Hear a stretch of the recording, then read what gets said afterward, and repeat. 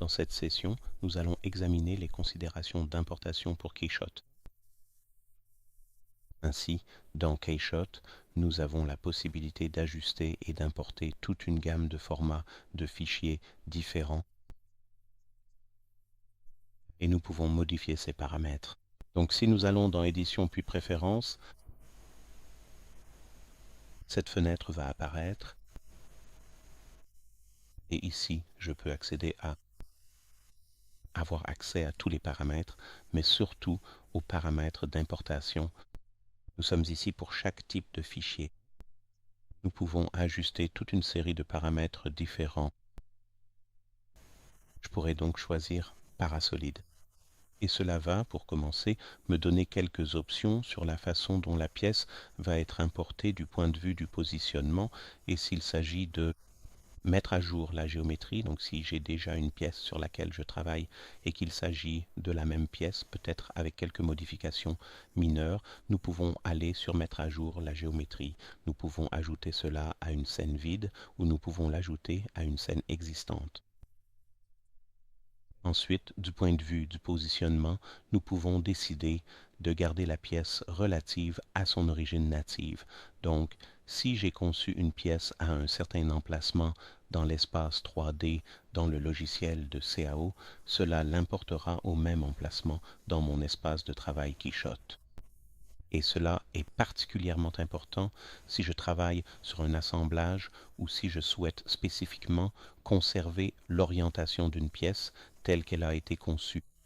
Nous avons la possibilité d'aligner la pièce au sol, ce qui ne me permettra pas de conserver ma position d'origine, et cela placera la pièce posée sur le sol.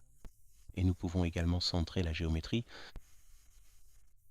L'une des autres fonctionnalités intéressantes, c'est que différents logiciels de CAO orientent souvent le plancher différemment.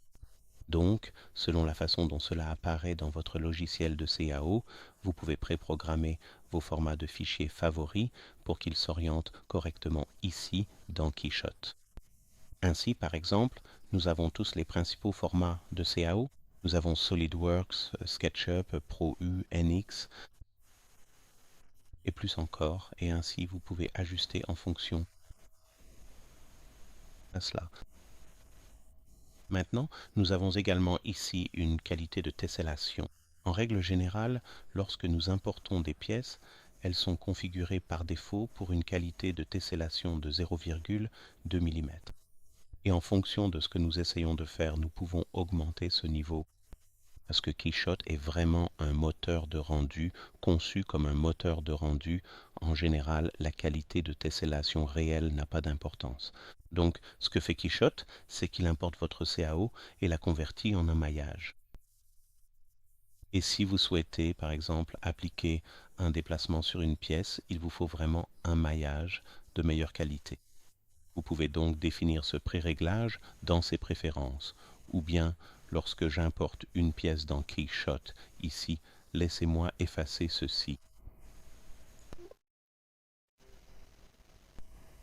Quand j'importe une pièce dans Keyshot, je peux décider de la qualité de tessellation que je souhaite. Nous pouvons donc simplement cliquer et faire glisser, et ici nous avons la même fenêtre d'importation qu'auparavant, et nous pouvons ajuster ce paramètre à la hausse ou à la baisse selon nos besoins. Voyons maintenant à quoi ressemblent certaines de ces différentes options. Tout d'abord, si j'importais un fichier STL, voici un STL qui a été très bien traité et nous avons des triangles uniformes sur l'ensemble du corps. Ici, j'ai une pièce qui a été importée avec une qualité de tessellation de 0,1. Il s'agissait donc d'un modèle CAO et voici comment Keyshot l'a tessellé. Et voici la même pièce à laquelle une qualité de tessellation de 1 a été appliquée. On peut donc voir que dans la plupart des zones, la géométrie est similaire, notamment au niveau des arêtes. Dans les deux cas, la tessellation a été modifiée pour prendre en compte le changement de courbure du modèle. C'est donc ce qui se passe en arrière-plan